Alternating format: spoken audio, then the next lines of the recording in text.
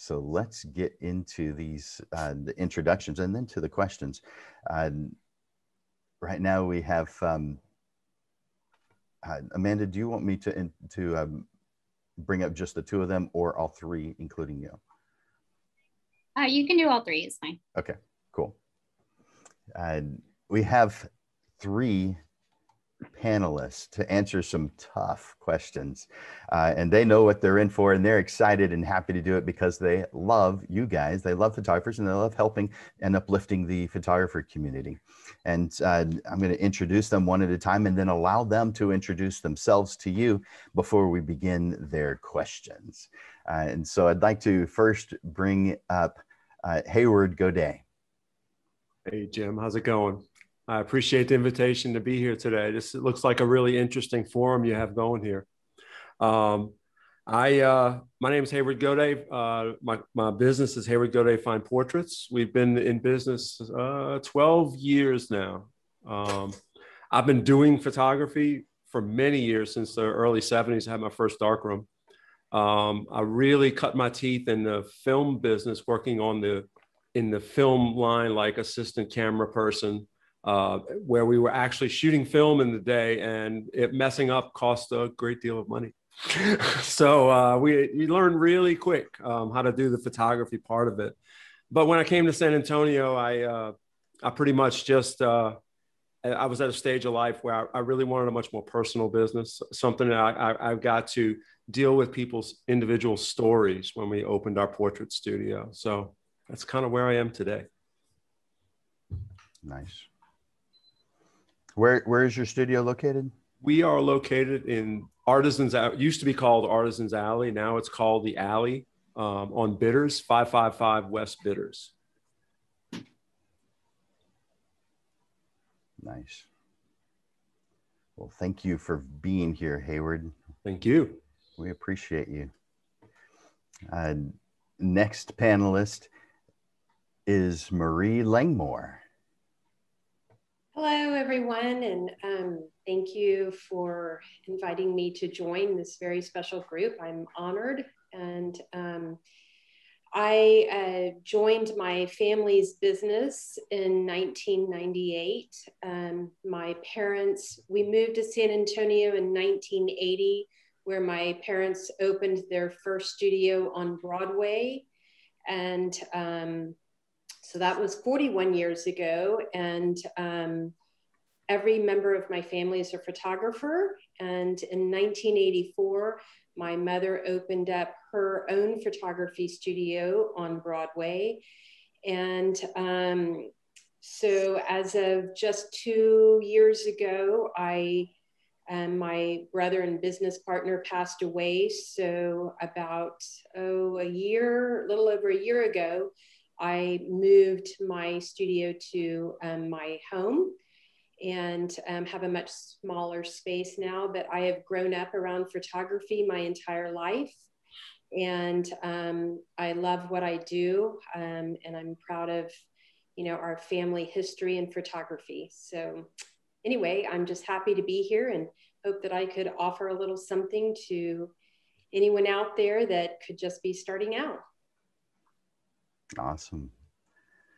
Thank you, Marie. What do you enjoy photographing most? I enjoy photographing people, and I have to say, probably I love photographing women. I got that from my mom, and my mom was well known for her portraits of women, and I feel like you can get very creative in photographing individuals, and I also love photographing people with their dogs. So that's kind of something I came up with. So anyway, that's what I love doing. Awesome. Well, thank you, Marie. We appreciate you being here. And I'm honored to be here. Thank you. And our third panelist is someone that everybody knows, Amanda from Digital Prolab. Hi, Amanda. Hi, how are you? Good. So, a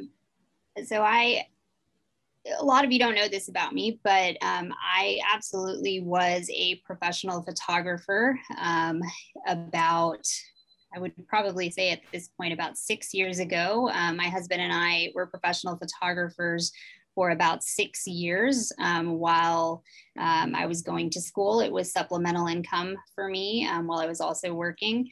I worked for companies like Going South Photography, Dos Kiwis here in San Antonio, Darren Abate Photography, as well as CMI Photography, and a couple of others I may not be remembering at the moment. But my husband and I did that contractually for a few years, and then started our own photography company called Allen Rose Photography, which we absolutely loved. We loved working together for several years, and then I eventually got a little bit burnt out, which is something that many photographers will face unless they really understand how to balance a lot of what they're doing on the business side as well as on the creative side. Many photographers are also, when they're first starting out, are doing it for supplemental income and hoping to make the jump from being a part-time photographer into being a full-time photographer. And not everybody makes it. And I'm a prime example of that. I also realized early on that my passion was not necessarily on the photography side. And when you are a photographer that is in charge of people's legacies, and it's something that you need to have your heart and soul behind. And I found out early on that on the creative side, the photography side, I didn't have what was needed to really make that sustainable. But my heart was in the production of prints. That's where my passion is, the technologies, the sustainability of print products. And now I'm a little on the other side of it, on the printing side, owning my own photo lab now with my husband, who again was a photographer with me. We both just love this side of it. And if anybody can tell you how to sell prints, it's me, because I do love that part of it. Creating artifacts for people to pass to generation and generation after that, as well as helping photographers here in San Antonio build their businesses and create products that they can sell, doing what I myself wasn't able to do on the photography side of it. But I do have quite a bit of insight on the photographer side of what we did to kind of well-round, hopefully, the discussion that we have today. Fantastic. Thank you, Amanda. Wow, we have the three best panelists ever that we could ever imagine. And we have Amanda to thank for making sure that happened. So thank you, Amanda. Thank you, Hayward. And thank you, Marie, for being here. We've got some tough questions for you. And before I begin asking them, those of you who are here on Zoom, I want to bring your attention to hovering over the screen, and you'll notice that there's some options that open up on the bottom. And I want you to pay special attention to the one that says reactions. Under reactions, you may have 2 or you may have 6 different reactions. But when someone says something interesting, something you like, give a thumbs up, give a clap, whatever you feel is appropriate. But they can see that. And that's encouraging to see that kind of thing. So I'm encouraging you to do that. At least I think they can see it. It depends on which view they've chosen. But those are there. Those of you who are joining us via Facebook, feel free to post in the to react by posting. We may not get to that right away, but we will. We'll take a look at it. Feel free to ask questions there or to make comments on Facebook. All right. So the first question that we have for you today, for those of you who are on Zoom, I just posted it in chat, and that's: what advice would you give to a photographer who's just starting their business? And I would like Hayward to start. Well, I'm gonna do an answer that sounds kind of funny. My first word out of my mouth would be to focus. I know that sounds funny for a photographer, but for any business, like Amanda said, you're not just a photographer. If you think of yourself just as a photographer, you probably will get burned out. You have to embrace the business side. And in order to embrace the business, you have to focus. You have to pick something that you feel you can make a living off of doing. You can do, as a photographer, so many things. I mean, there's never been a time when you could do more than you can do today. but that doesn't differentiate you from other photographers. One of my mentors, I thank him every time I speak today, Tim Walden, said, it's better for people to know what you do than to like what you do. They need to be able to put you in a box, so to speak. That doesn't mean you can't shoot all kinds of other things. It means you shouldn't necessarily put it on your website or in your marketing, because if you do, you will become a jack of all trades and known for none. And one of the biggest helps, I think, for a new photographer is to find a mentor who is where you want to be.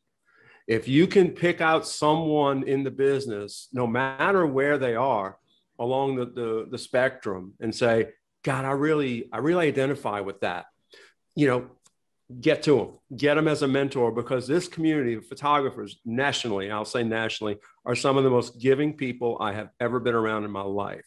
They do help others. And I know I like doing it. And I've always found that the really good pros do give of their time more than they probably you would expect. So kind of boiled down, Jim, that's my best thought.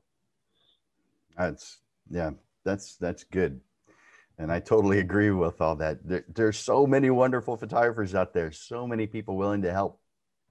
They don't know that you need to help unless you ask them. So right. You reach out and ask, and they are more than willing to help. And so, yeah, I do see that every once in a while. Someone posts on Facebook that they are, that no one's helping them. They feel kind of alone. It begs that question. Well, are you reaching out to photographers? Are you doing your part? Because they can't read your mind. They don't know what you need. You actually have to ask for it. Absolutely. So yeah. Thank you very much for sharing that, Hayward. Same question to you, Marie. What advice would you give to a photographer who's just starting their business? Well, I'm going to agree with something that Hayward said, and that is focus on something that you're good at.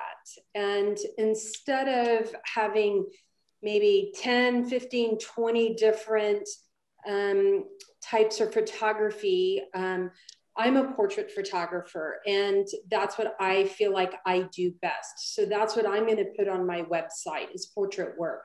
And that's what I'm going to put out to the public is I'm a portrait photographer, and maybe not show everything else that you do. Of course, people like to see a variety, but I do think that being good at a certain type of photography may set you apart, which follows something else. I think that setting yourself apart from others is something to be proud of, specializing in maybe a certain type of photography.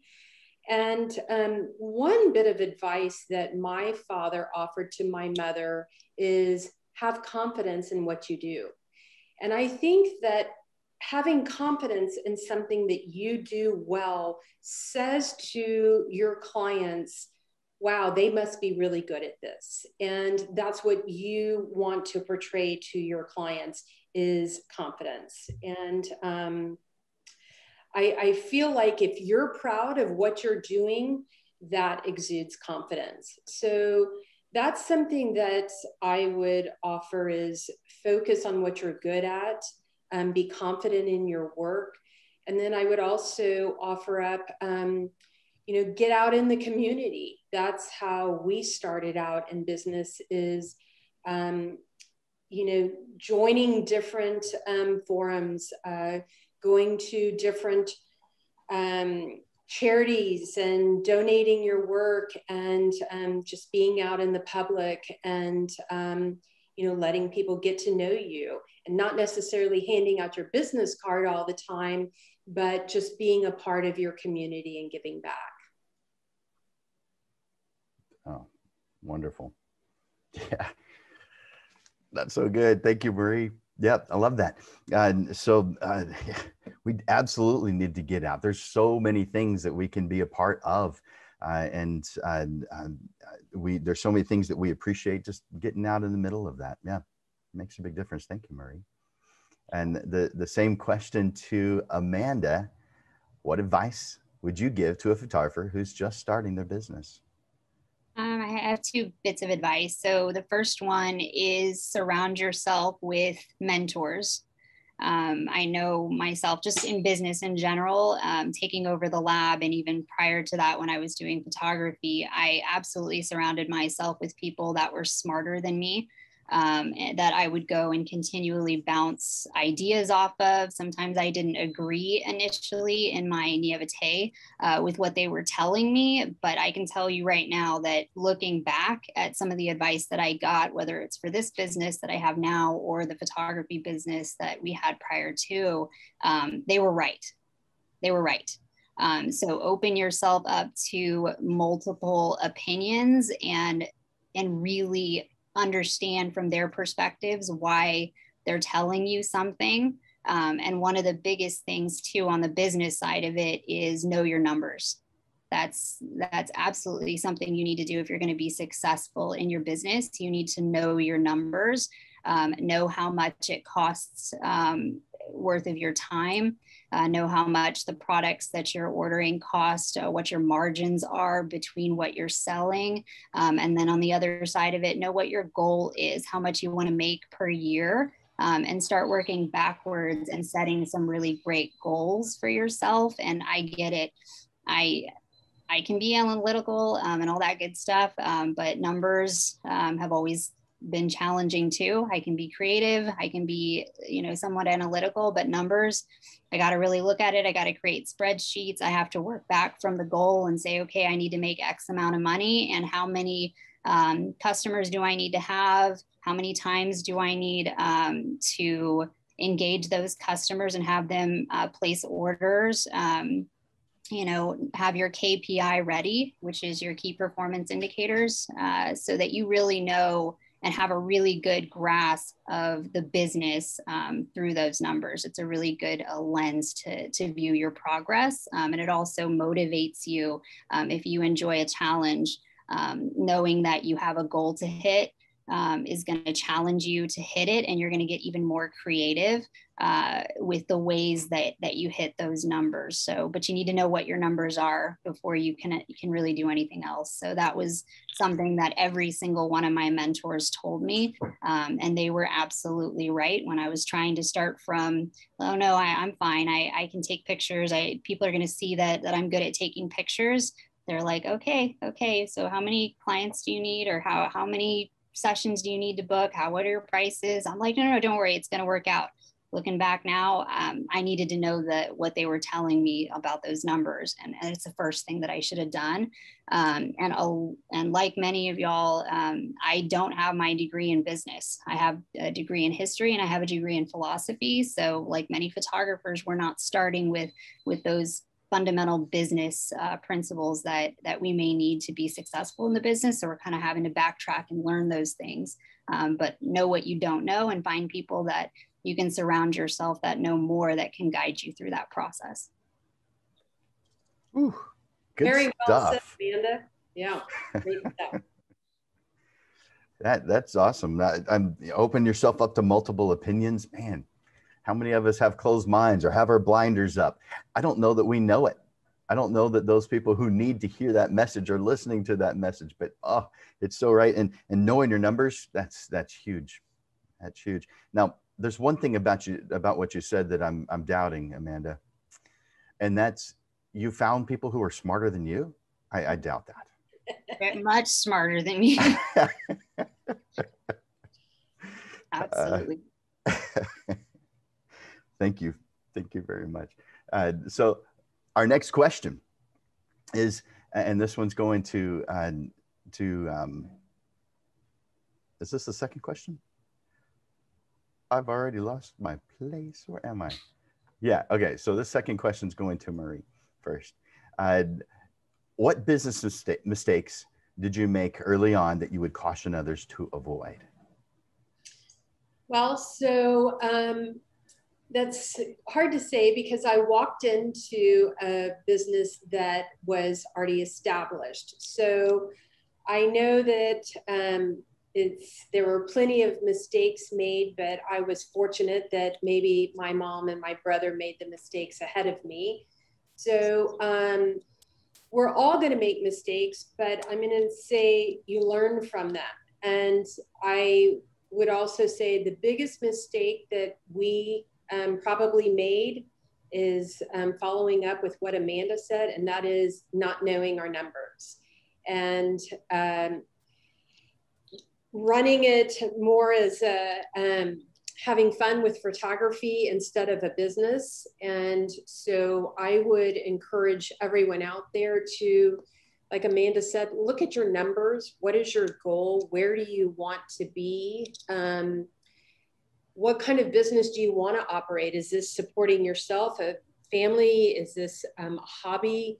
And set up goals for yourself. I think goals are very important and will help you get further down the road.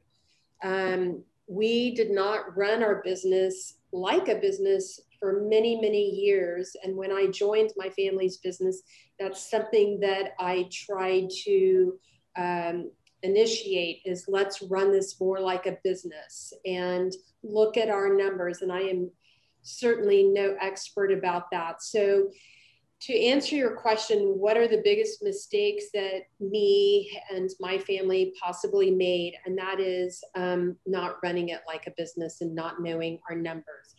None of us had a degree in business. And so if that's something that you could possibly do on this side, I can promise you it would help your business to think of it more like running a business and know your numbers and get some help with that. That I think would be something that I would, if I had to go back to the beginning, I would start over and, see if I could look at the numbers first. So anyway, I would say that would be probably my biggest mistake is not looking at the numbers first. Nice. You and everybody. Yes, many others. Mm-hmm. We fall into the category of doctors, maybe. Doctors are not always business people. And I don't think photographers are as well. We love what we do, which is probably why we are photographers. We're creative people. And that's probably how we landed in this career. So, but there's also another side to being successful. So. Awesome. Thank you, Marie. Same question to Amanda. What business mistakes did you make early on that you would caution others to avoid?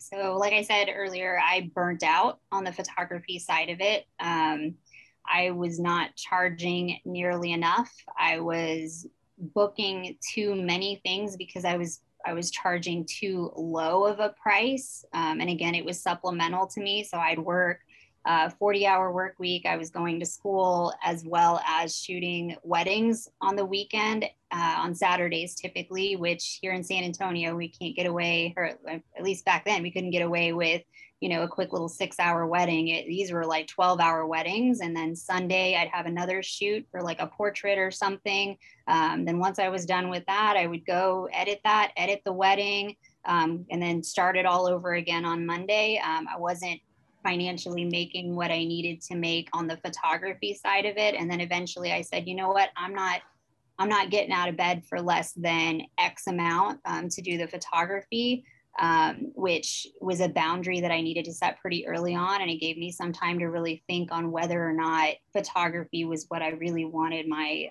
energies to go behind. But for me, I started to also notice, and it's really important to notice when you're burning out at what you're doing on the photography side, because it'll show in your art and what you're creating. It's not as creative as it could be. It's not as technically sound as it can be. You start to correct things in post because you didn't have the energy and the time to dedicate while you were actually shooting. And a lot of that, again, is burnout. So I caution all of you that are charging too few or not charging enough, let's say that, not charging enough and booking so many shoots that you're absolutely at a high risk of burnout, and your entire company will suffer because of it. And now I own Digital Prolab now, and I am very keenly aware of burnout. I'll tell you, it's been a hell of a year, with everything that I've gone through with COVID, purchasing the business here in 2020, in a COVID year with pandemic.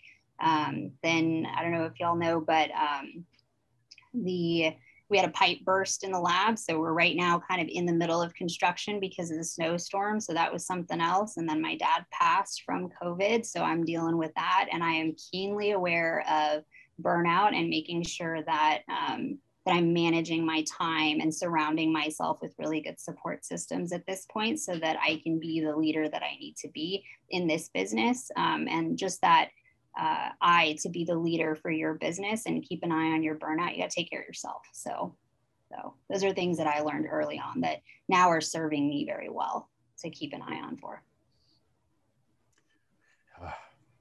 That was a lot. Thank you definitely for sharing that. We all have those things that really absolutely will bog us down at the very least, but a lot of times will totally hold us back and could end what it is that we're doing. But if you've got some good structure, you're going to be able to continue. You're going to be able to push through. Thank you for sharing that, Amanda. And finally, the same question goes to Hayward. What business mistakes did you make early on that you would caution others to avoid? I think we made some of the classic mistakes. One is we changed directions a little too much. Not big directional changes, but when you're not known, small directional changes are big directional changes when you don't have an established brand. And by that, I mean, different types of photography, the classic thing, do anything, do everything, and not saying enough no.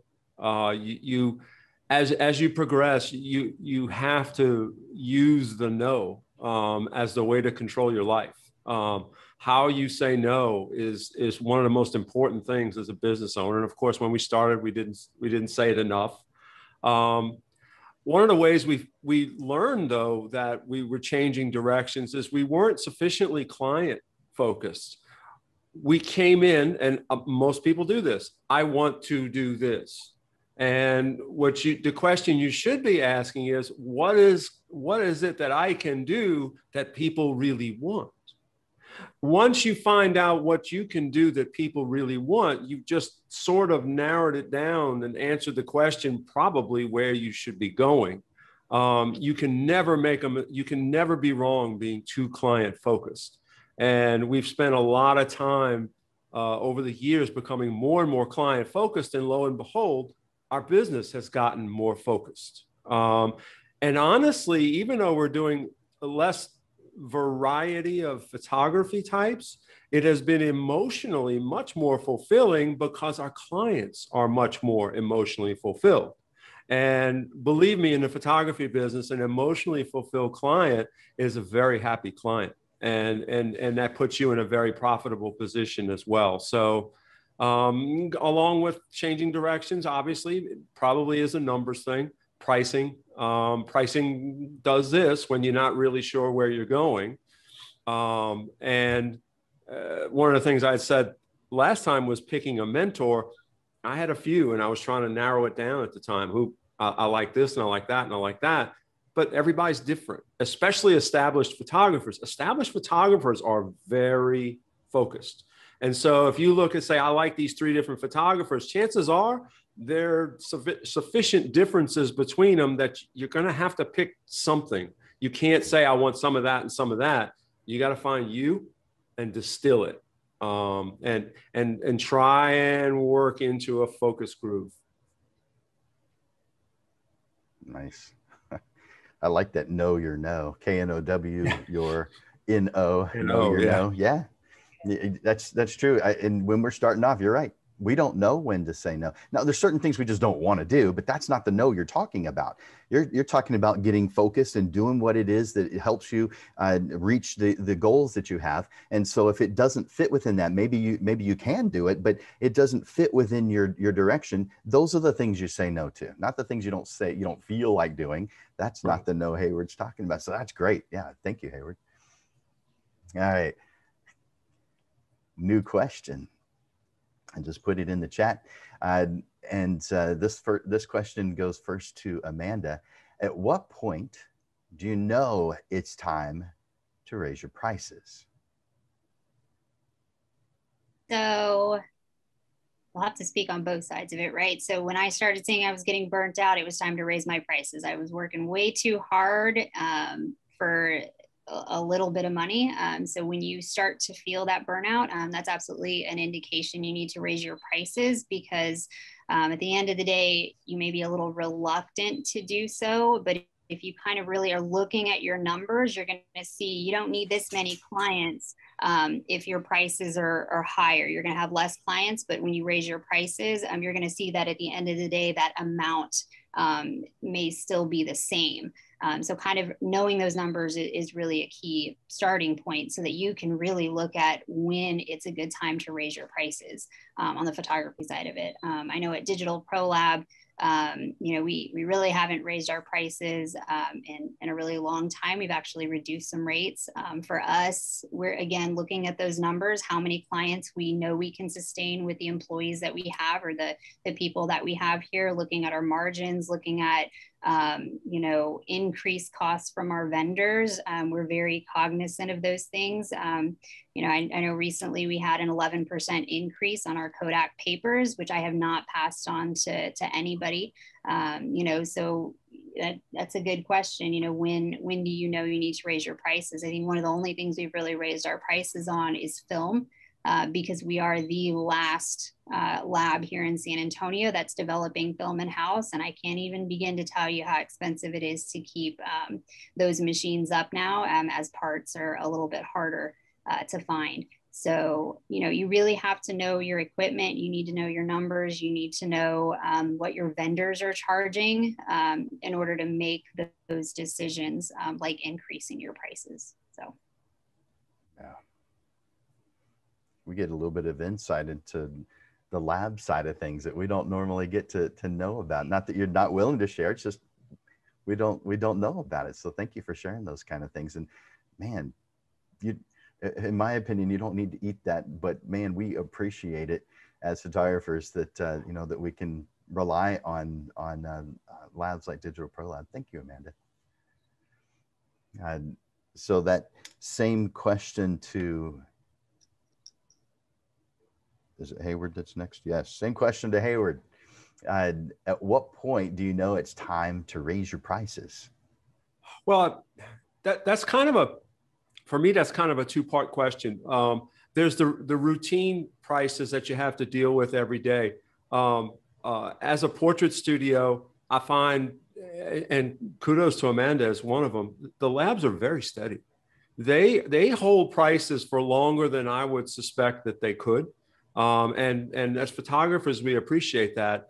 However, what we do find is as you go through your day or your month or your process, you find that your time is going into places that you don't want it to be going, which means that particular thing is expensive. And so when you find your time going into places you don't necessarily want, you have to look at what you're charging for that particular thing.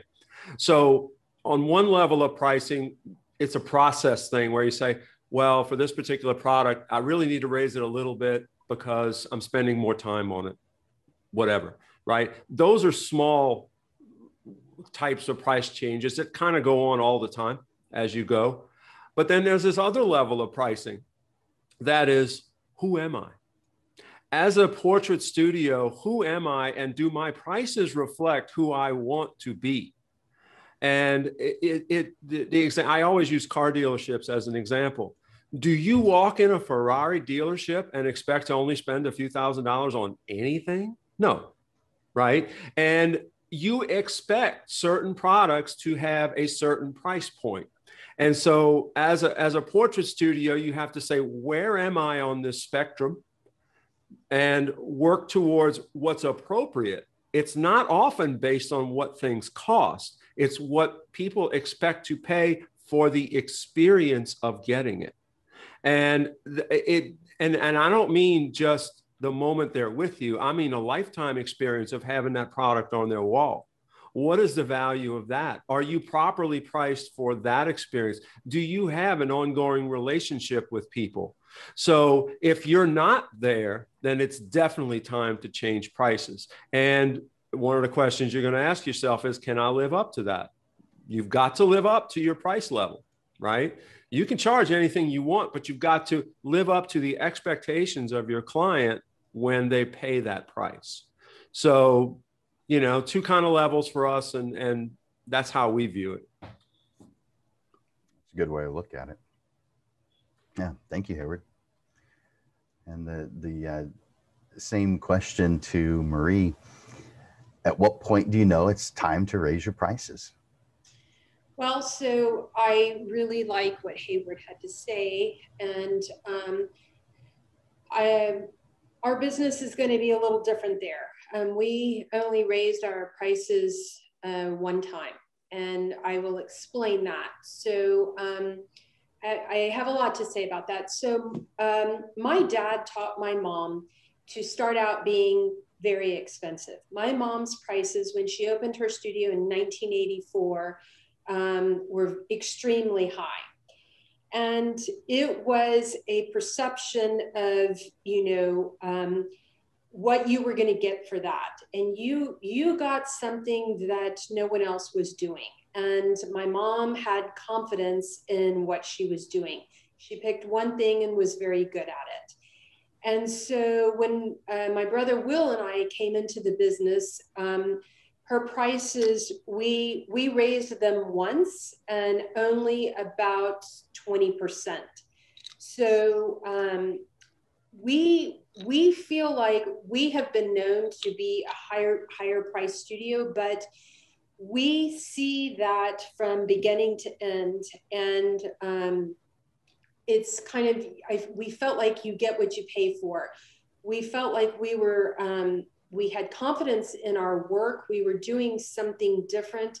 And it's a mental thing for people too. That is something my dad taught, that we started out high because we felt like we were good at what we did and we had confidence in our work, and we saw it through till the very end.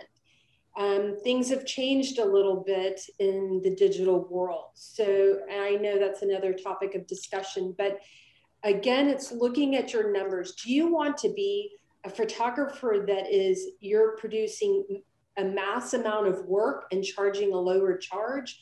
Or do you want to offer a specialty type product and, you know, do your prices reflect that? So that goes back to what Amanda's saying. I think that your numbers have to work for you and the business that you're running.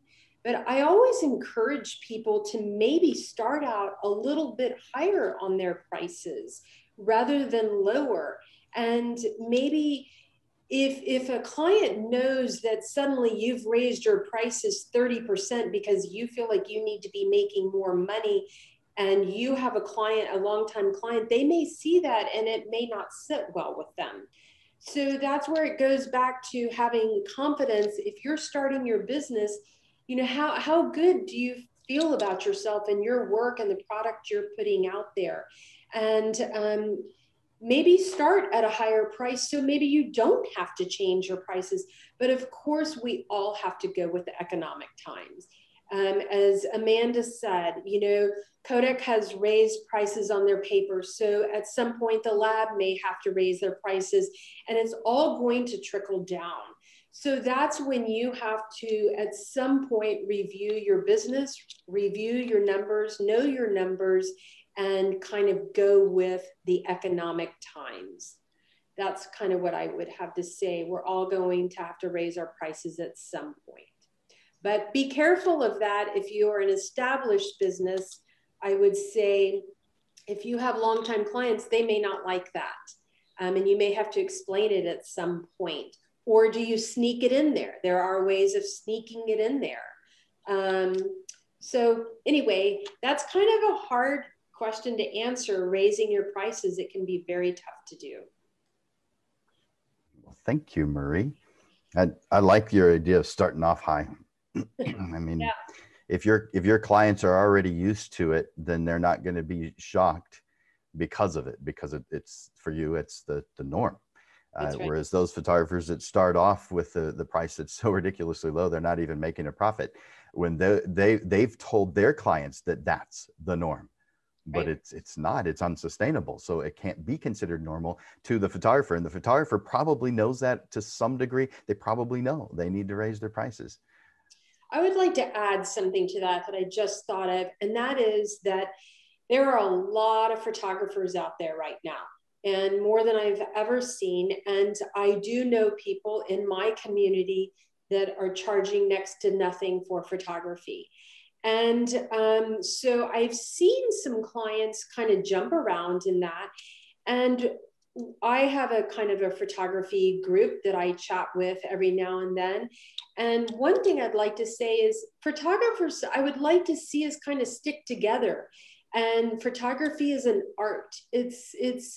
I would like to think of it as an art, that it's not just snapping your camera. If you're going to run a business, and I would like you to take pride in your work, and I would like to see the photography business, all the photographers out there kind of get together, and it's not some people charging $20 and other people charging several $100s. And then the public is kind of confused. Well, who do I go to? That $20 photographer may be just as good, but not necessarily. So that's something that I would like for photographers starting out to think of, is join in with the other professionals, and why are they charging this much? And there is a reason. So something to think about. Yeah, good. Thank you for adding that. Thanks, Marie. Amanda, do we want to throw this question in real quick, where maybe we just have one of you answer it, or all three? Yeah, go for it. So we have a question from Liz Hayek, and this is not one of the planned questions, but it goes along with what we're talking about currently. And her question is, what's a base price for a photo? She said, I've never sold a photo, so I don't know where to start. And everybody starts right where Liz is asking right now. We haven't, when we begin, we haven't done this before. We're unfamiliar with this. This seems kind of odd to us. Maybe we've purchased photographs before, and maybe our only understanding of a professional photographer is what we got when we were in school and the professional photographer came and photographed us. If that's our understanding, that's a quite limited view, but that's what some of us have. And so her question is, what is a base price for a photo? Where do you start? So how about if Marie, did you want to continue? You were already kind of on that. I can talk about what is the base price. I think you first have to look at your numbers. What's the cost of producing that photograph? And do you have a price list? I think that you have to have a price list. And I might personally ask myself, what do I feel that's worth? Again, I'm going to go back to taking pride in your own work and having confidence in what you're putting out there. And I'm happy to see and hear that you want to sell a photograph. So that's a whole other topic of conversation.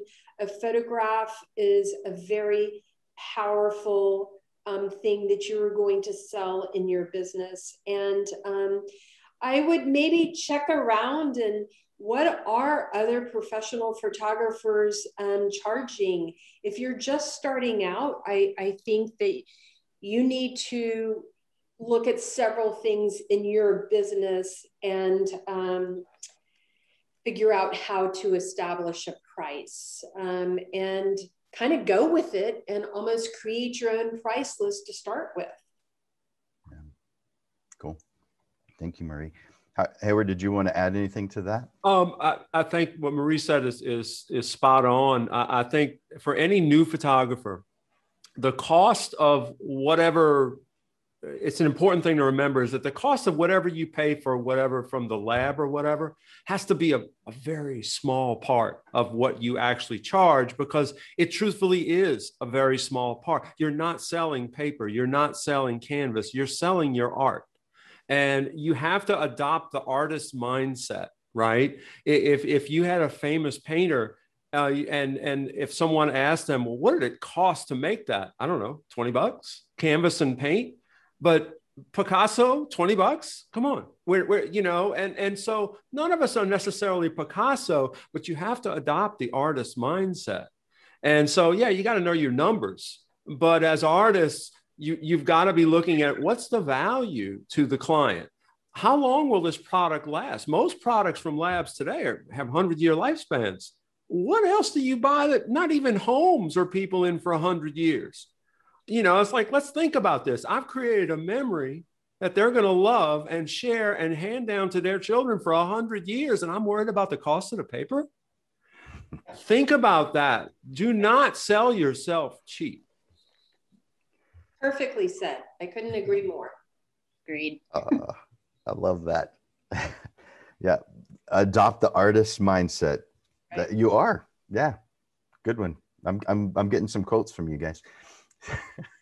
Amanda, did you want to add anything to that question that Liz asked? Yeah, I mean, don't get discouraged as far as the pricing goes. It sounds complicated, but the simplest way that I can think of is price yourself for sustainability. And as we keep going back, you know, it's all about knowing your numbers. I obviously, as a lab owner, I know what the price is, you know, to me from our vendors, but know your value. Absolutely know your value. It's not just a piece of paper, even though I know, you know, what the paper costs. There's, for us, it's chemistry, it's machines, it's employees that have expertise. You know, you are the employee of your own business if you're a photographer, and you know the time that it takes to educate yourself, to purchase all of the equipment, to purchase insurance on the business that you have, just in case anything goes wrong. If you have a studio, you know what the price of that is, and all of that should be factored in to the price of that one print that you sell or multiple prints that you're selling. So unfortunately, that's a hard part, is having to work backwards. Most people want to just start from, okay, that 8x10 cost me $2.49 or $1.69 or whatever it costs, and I want to multiply that by 10 or multiply that by 5. That's, you know, it's something Jim taught me, and it's something that you know, I've definitely been listening to. It's true. You don't want to price yourself from the bottom up. You want to start from the top and work your way backwards. Agreed. Begin with the end in mind. Good job. Yep. All right. Well, the next question, and this is going to Hayward first, is what's the most profitable service or product that you offer? I like the way you worded product and service, because you can't separate them in our business. There's no product that I sell that does not have a huge amount of service. In fact, a lifetime commitment behind it. And in that sense, those would be my fine art products. We have our fine art black and white. We have our fine art canvas, and we have oil paintings. Each one of those three is an expression of the best that I can do. And our fine art black and white will only come framed behind museum mat and glass because they're cotton papers. Our canvas is varnished canvas on wood. Oil paintings are just that. It starts as a photograph and it goes to an oil painting.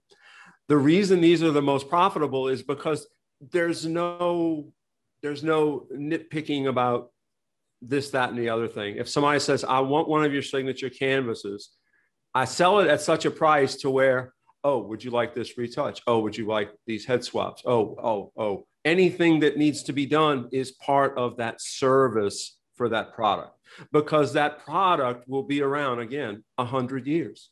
So clients who are spending good money appreciate not having to have all these little nitpicky things where you say, oh, well, for this finish and that back, you know, tell me the best, or tell me the medium, or tell me the low, and then don't give them everything that it takes to get it there.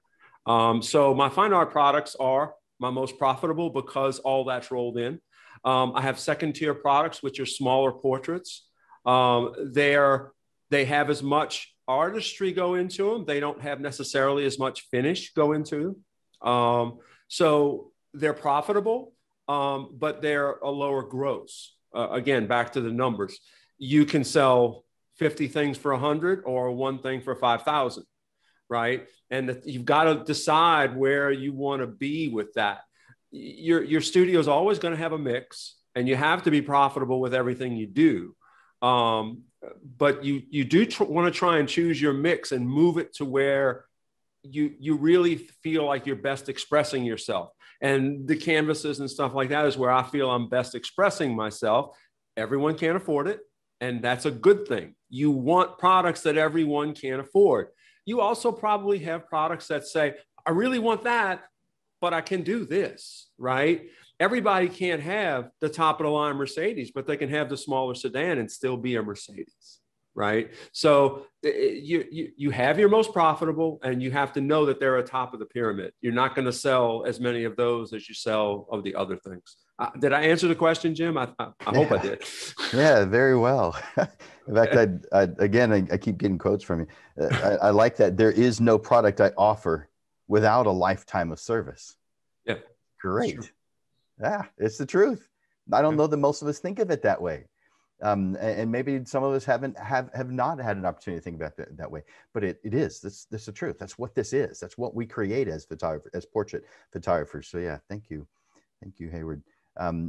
Marie, same question. What's the most profitable service and product that you offer? So I do not offer a lot of different things, which may set me apart a little bit. And that's something that my brother and I agreed upon, that we wanted to sell fine art portraits. And so I sell fine art prints and albums and canvas portraits. Really, that's about it. So that's the most profitable thing that I offer. And I just decided not to offer so many different things. They can all be profitable. So I think for my business, offering less was more. So yeah, absolutely. That's smart. Pretty, yeah. It's simple. So I hope that answers the question as well, that we decided to keep things very simple in our business. And honestly, they were all profitable. So yeah, do the things that make you happy, do the things that are profitable. And when you do when other photographers are doing what Marie's doing, you get known for that thing that you're doing. If you say, I do everything, right. I do sports, I do boudoir, I do maternity, I do newborn, I do, what you're saying effectively is, you know what? I've got the ability to press this button right here in front of anything. That's right. What you don't specialize. What doctor would you go to that said stuff like that? Correct. That's a great analogy. Yeah. Right. So thank you for sharing that, Marie. That's awesome. And then Amanda, same question to you. What is the most profitable service product that a photographer offers? Is that the right question for you right now? I can give you a simple answer. The most profitable thing that I've noticed in my photography, as well as in this business, is what you can do from start all the way to finish, which means installing it on the wall. At Digital Prolab, we do a whole bunch, as you well know, but from film, if somebody's bringing film in and they're just going to drop it off only to get developing, that that's not start to finish. It needs prints, it needs scanning. So from start to finish, that's a profitable product for us to sell. And it's because it's got more value to it to our client. We do a lot of commercial projects as well, where we're doing from start to finish, you know, curating imagery, printing everything, and then framing it, and then doing full installs. And those are the most profitable.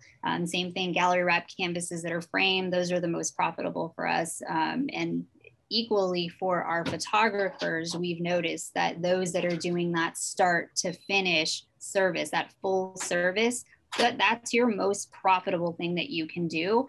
So you should always try and sell at that level, because those are the things that really, you're the expert. You know what the heck you're doing, how to frame it, how to pick the right product, everything from start to finish, even how to install it.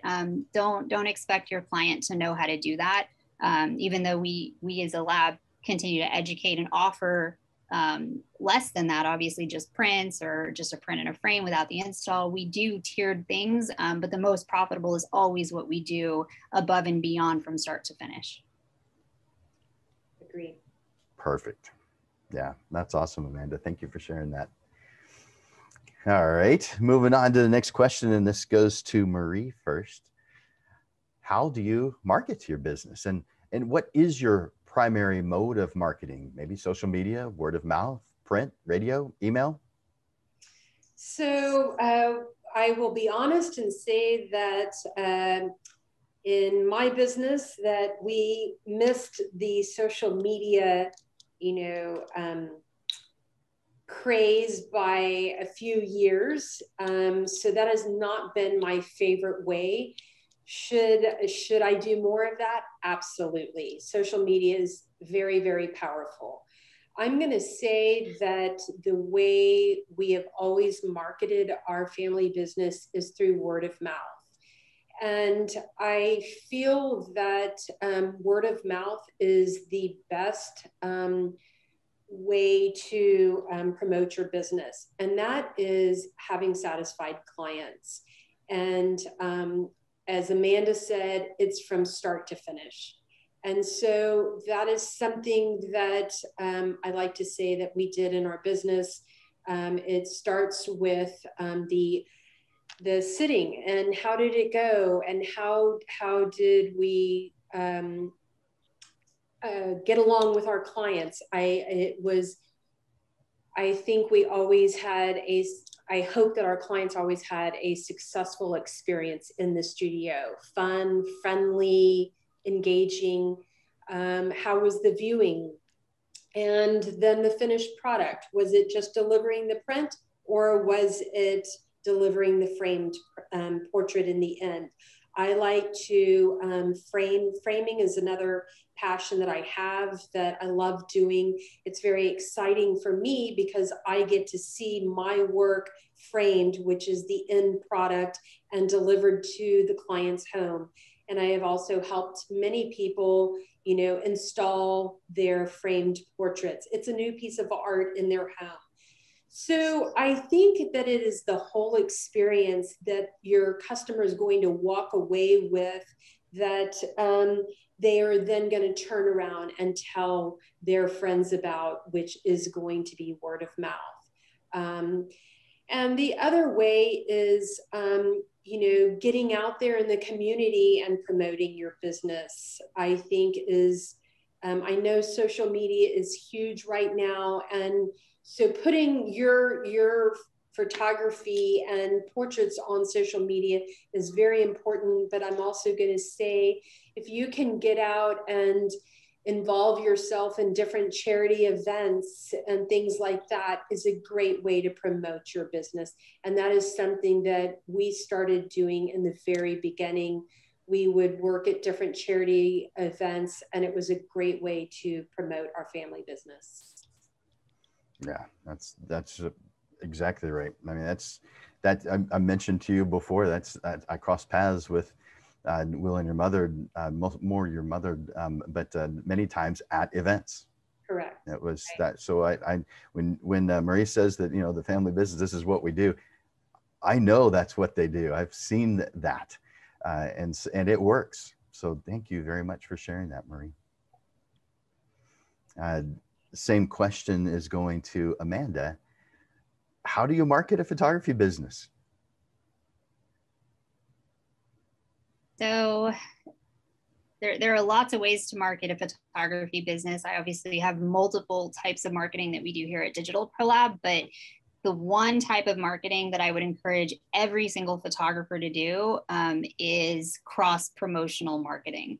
That's where you work with another business and create an event, perhaps, that you could tap into both your collection of clients and their collection of clients, and really elevate both. And you really need to know who you have kind of some symbiotic relationships with that, it could be a restaurant, it could be, I know in photography, there's, if you're a baby photographer, it may not be a bad idea to partner with an OBGYN clinic, things like that, where you have mutual clientele that you can have a mutual benefit to help raise the awareness about your business as well as that other business. So cross-promotional marketing is one of the easiest things to do. You just need to be very creative in how you do it. And I'm sure a lot of photographers, have some really creative ways that they do things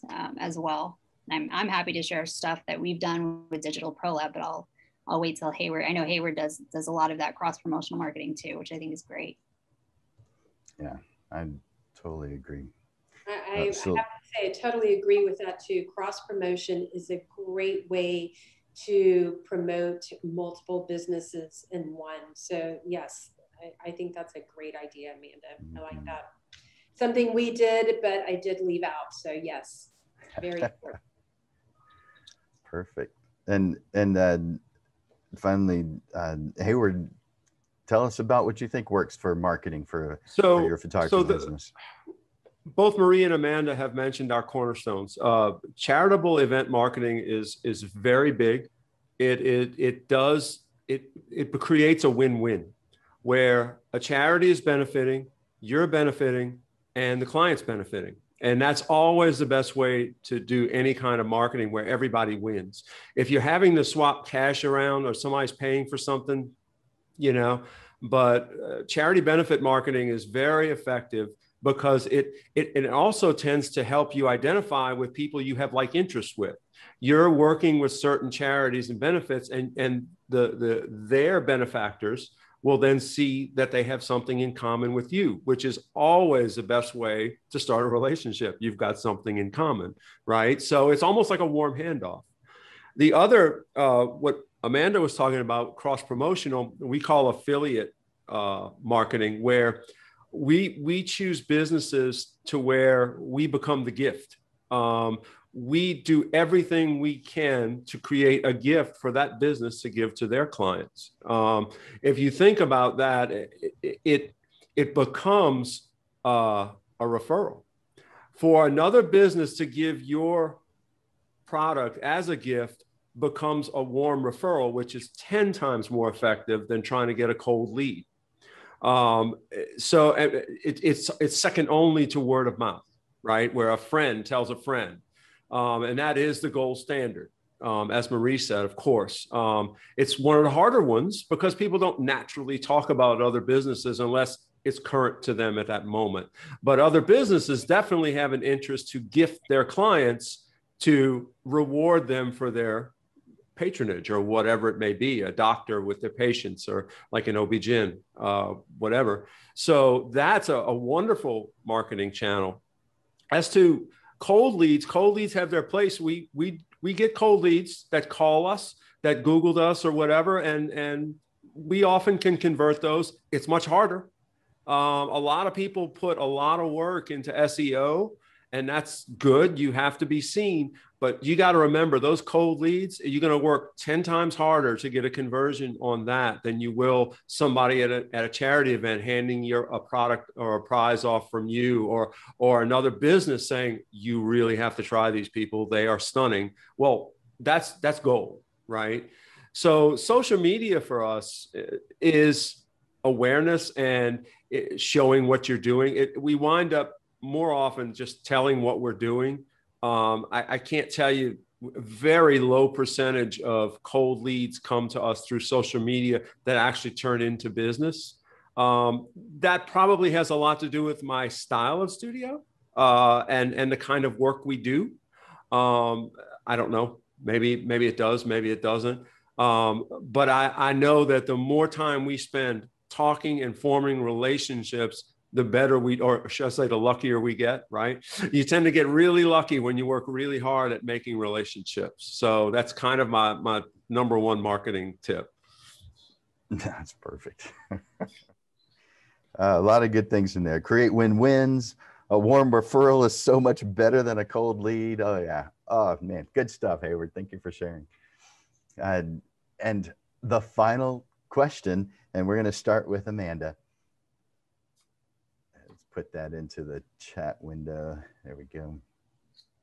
Amanda, if you were to start today, knowing what you know, but starting off with the skills you had when you began, would you start off with low prices compared to others in the area and then raise your prices slowly as your skills grow? Or would you begin with the end in mind and go for what you believe will be sustaining long-term? I would definitely go with the last portion of that. It's so difficult to increase your prices when they're already lower, especially as you're establishing yourself as a photographer. I know a lot of my early clients were my family members, my friends, and then clients because of word of mouth through them. And I started out just way too low that I just threw up my hands in the end and said, I can't do this anymore. I'm having a hard time raising my prices because nobody wants to pay what I'm telling them that I'm worth at this point, because I didn't value myself early on when I should have. Now, I know it's really tough when you don't know what you don't know. And this is why we're doing this panel, to help educate those of you that at this point don't know yet that, looking back 10, 20 years back, you didn't know what you didn't know. Now we're telling you. So know what your value is. And again, work back from those numbers, kind of have a picture in your head before you do too much more of where you want to go, so that you at least have that as a guiding star for you. And it'll at least allow you to price yourself at a certain value mark where you're going to be primed for sustainability. So that's my advice. Nice. Totally agree with that. Same question to Hayward. If you were starting today, knowing what you know, but starting off with the skills you had when you began, what are your prices going to look like? Well, again, like I had said in an earlier question about prices, we drifted in different directions when we first started, and we tried things. Most businesses do try things, and for us, it was that we had too many really good people who we respected, who we say, wow, they're really good, they're really good. But it goes back, you got to pick one. You've got to pick a direction, and do not try and think. I forget who said it. Know your value. Whoever said, I think it was Amanda. Know your value as early as you possibly can, because you do have value. If you are bold enough to pick up a camera and go charge for it, you have some value. Will you get better? Oh, absolutely. But do you have enough value to start? Probably so. And if you're associating with other professionals around, you're gonna get better quickly. And so then if you start low and try and go high, you have to explain your journey. If you know going in, this is what I'm going to do. I'm driving a stake in the ground. I am doing this. Well, start further down the road. Don't say that I'm going to earn my way to higher prices, because all you're doing is dragging all your client base along with you for the pain of that journey. And it is kind of painful when you have to keep raising price. If you have to keep raising prices, it's very painful. As Marie was saying earlier, did it once. If you can get away with doing that, oh my God, that is the ultimate. Life forces you to do things, right? But do not definitely start low, because you're going to put yourself in the first impression. The first impression is going to be they're cheap. And is that what you want people to say? They're cheap? Probably not. That's probably not. And as Amanda said, you got to be sustainable. So you've got to think about yourself as a business before you even become one. Yeah. Lots of good things in there. Thank you, Hayward, for that strong answer. I like that. If you're bold enough to pick up a camera and charge someone, you have value. Yes. And the same question to Marie. Marie, if you were starting today with the knowledge that the things you have in your mind today, but you start off with the skills when you began, what are your prices going to look like? What are you going to be doing? Are they going to be low? Are they going to be, are you going to start off with the end in mind? I'm going to start off with the end in mind. And if I was just starting out today, I would get organized in the beginning. I would create a price list that reflects what I believe in myself. And as Hayward said, I am picking up a camera. I'm going out there, and you are hiring me for a reason. I believe in what the product I'm putting out there and my talent, and therefore I'm going to charge for it. And I think I would like to establish myself as a professional and in the beginning, and not just doing this maybe on the side. And that's what I mean by getting organized. Create a price list, establish a business, and let people know when you're starting out, I am a business. I'm legitimate. You're hiring me for a reason. So start high, because as we've all said, it is too hard to raise your prices. And I just stand with having confidence in yourself, in your work. And if people see cheap prices, as Hayward said, they must not be that great. And so it's kind of a mental thing that we all have. And so believe in yourself and start from the beginning with a price list and charge appropriately. And so I would start on the higher side. Absolutely. I have two things to add to that. So when I took over this company, right, I constantly compared with some of our consumer clients with Walmart or Costco or Sam's, and Sam's is now closed. Costco is now closed as far as their photo labs are, but it's because we were priced at the value that we were worth. So again, it's really important to know that. On the photography side, I did tell y'all at the beginning that I shot for other photographers.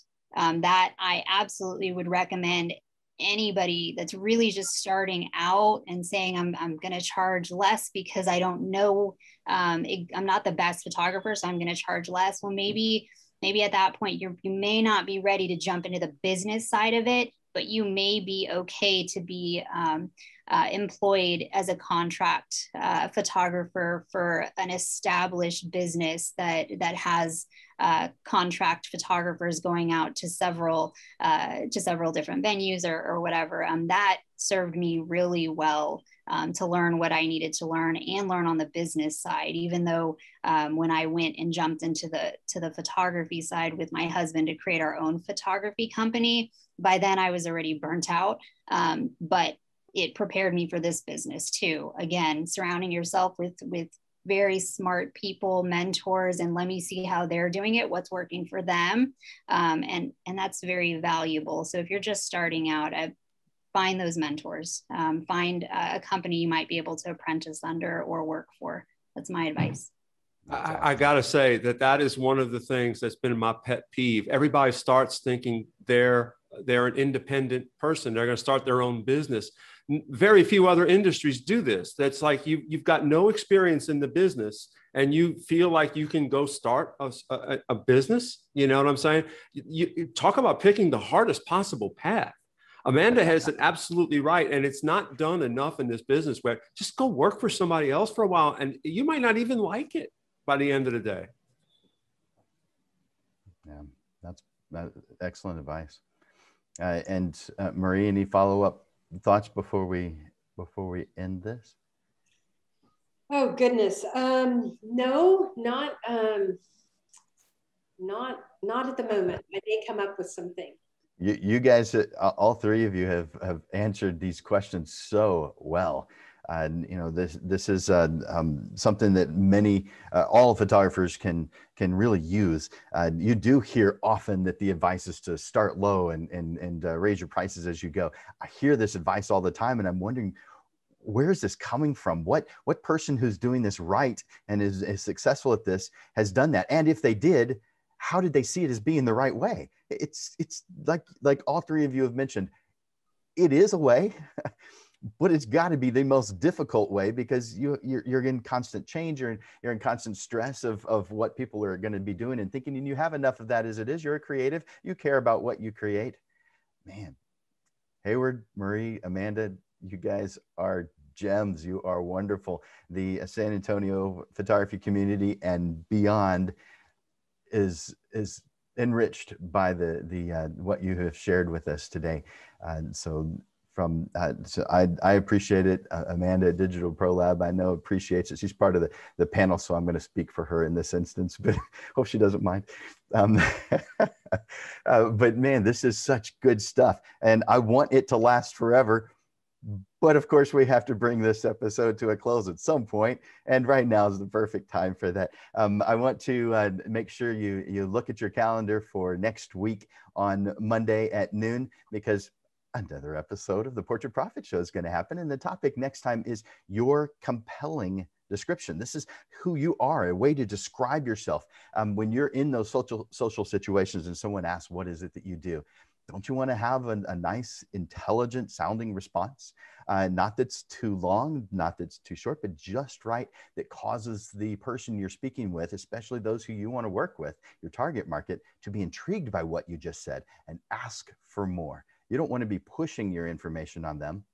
You want them to pull it. You want them to ask. And so your compelling description, how to create that so that you attract the target market that you want to work with. That's what we'll be talking about at next week's Portrait Profit Show. That is May 24th, Monday, May 24th at noon. You can go to portraitprofits.com to get more information on that. And I want to thank everyone who is here, both on the Zoom call and those of you who are on either one of the two Facebook pages that this is being simulcast to. Thank you so much for investing your time. I know you have lots of other things to do in your life. You've got a million things going on because you're human, and I'm one too, so I know. There's a lot of things going on. You sacrificed something to be here today. Thank you for doing that. This on behalf, great. Thank you so much. Thank you, Miguel. Appreciate that. Sorry we weren't able to take additional questions. We did intend to do that, but maybe we asked too many questions of you guys. But you guys did so freaking well. I'm so impressed. You got good answers, though. Oh my gosh, yes. Yep, definitely did. All right. Well, I guess this ends this episode of the Portrait Profit Show for Landers Photography School and Digital Prolab. This is Jim Landers bringing you the weekly Portrait Profit Show, giving you evolving content, awareness, and even fun to the business side of photography. We provide helpful information, step-by-step processes, how-to articles, and action steps that will help you with the struggles you deal with now, so you are consistently realigned to the path that leads to where you deserve. Thank you for being here at the Portrait Profit Show today. Hope to talk to you again soon. Bye-bye. Thanks, guys.